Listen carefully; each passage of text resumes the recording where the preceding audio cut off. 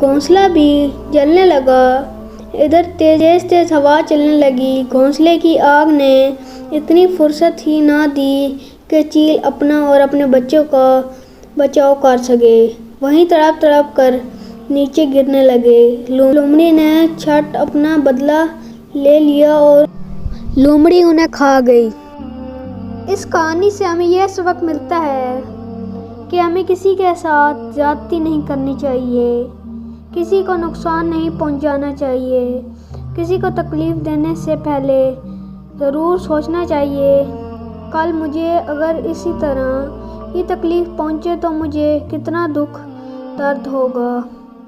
اس دنیا میں جیسا کرو گے ویسا ہی بھرو گے۔ اللہ تعالیٰ کی ذات ہم سب کو نیک کام کرنے کی توفیق عطا فرمائے۔ آمین ثم آمین۔